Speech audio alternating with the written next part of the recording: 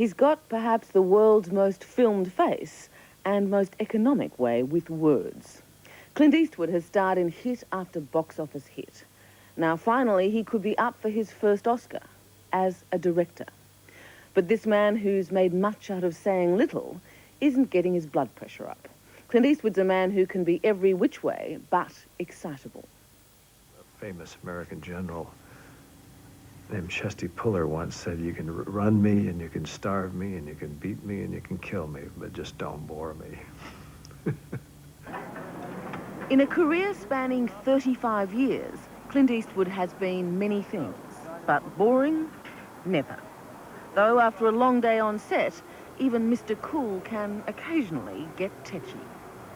You know, you said that you used to have an explosive temper. Do you sometimes lose it on set when things are just taking too long? Never. I'm always Mr. Sea of Tranquility. That's a dirty lie. That is a dirty lie. That's the one you're going to use in this program. That's a dirty lie. She's a rotten liar. I mean, he's a rotten liar. Exit Eastwood. And enter the star who, at 62, is the undisputed box office champion of the world. I'll be son of a bitch. Cut! Clint Eastwood has outlasted everyone and, despite the odd flop, is still performing. As actor in his 37th film, now being shot at Los Angeles Airport, and as director, star and almost everything else of his new epic, Unforgiven. You don't look no meaner than hell, cold-blooded damn killer. I ain't like that anymore, kid. True, it's a Western, but it's a Western with attitude. Eastwood plays an old gunslinger who's lost his aim and his taste for blood. It's a hell of a thing, killing a man. You take away all he's got, and all he's ever gonna have. I love the morality of the story, you know, and the fact that I was getting to the point where in my own life I was thinking that I was getting tired of not only the killing in humanity, but the depiction of killing in humanity, because it does rob your soul somewhat.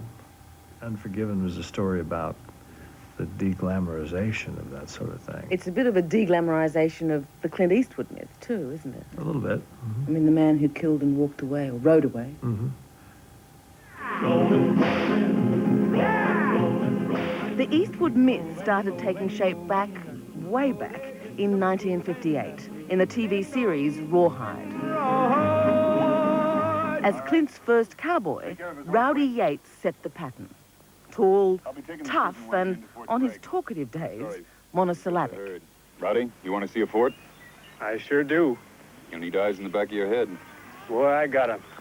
Such ingratitude after all the times I've saved your life. Then the man of few words became the mythic man with no name. These were the spaghetti westerns, opera on horseback.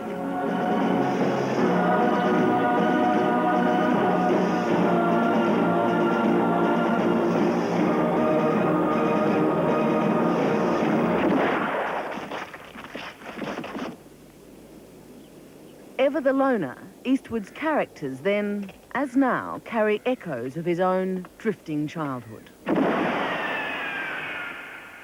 I remember, I don't know if this is true or not, but something you apparently said about your teens, which was, I used to pray I'd get to be an extrovert. It seemed the answer to most of my personal problems.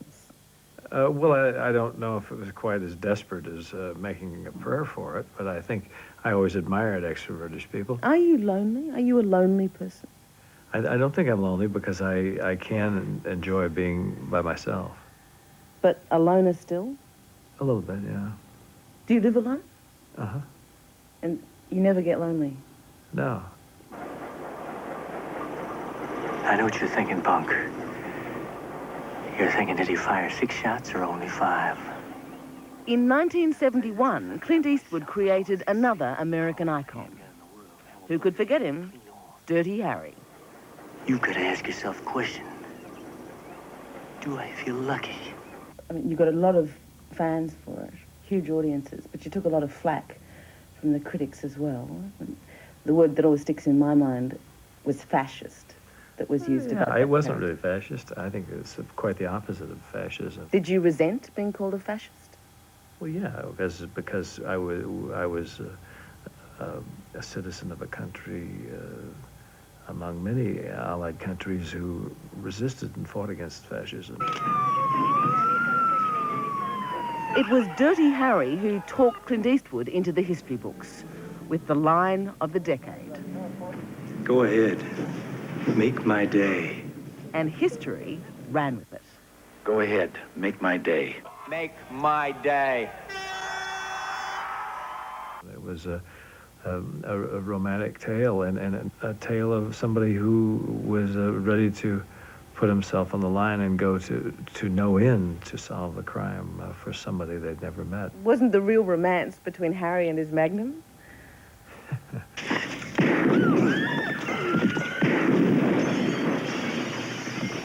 Is there any similarity between Harry Callahan and Clint Eastwood? No, I don't think so. Maybe the only similarity is that any frustration with some sort of bureaucratic quagmire that mankind has put themselves in, that may be a similarity, but other than that, I don't have the inclination to take a .44 Magnum out and blow everybody away. So maybe I do occasionally, in traffic. You don't have to come over, Dave, if you've got something better to do. Between box office hits, he started to direct as well as act. Dirty Harry paid the bills, while Clint Eastwood experimented Haven't you forgotten something else? with thrillers like Play Misty for Me, Weren't you going to play Misty for me? with musicals, Honky Tonk Man, and yes, it is his voice. And I've never felt me feel quite so bad. And I know we both feel that we have been had. Well, I guess they were just not that strong. And then there was the one everyone tried to save him from, the ultimate buddy movie.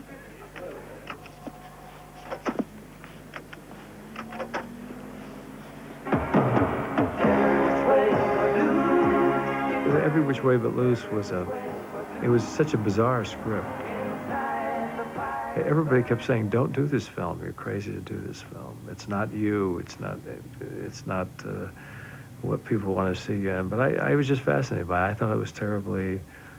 I thought there was something out there about it. Bizarre is right, because this was Clint's buddy, an excitable orangutan named Clyde. Still, Every Which Way But Loose went on to become the highest-grossing film of Clint Eastwood's career. You're getting pretty tricky, Clyde. Less successful was his relationship with co-star Sondra Locke. I've been trying to get rid of you practically ever since the first night we met. After 12 years together, she hit him with a messy palimony suit. She claimed emotional distress, breach of contract, and what's more, he'd changed the locks on their Hollywood home. So how come you don't know when to disappear? Don't take your hands off me. How terrible was it during that whole palimony business for such a private man to get caught up in such a public circus?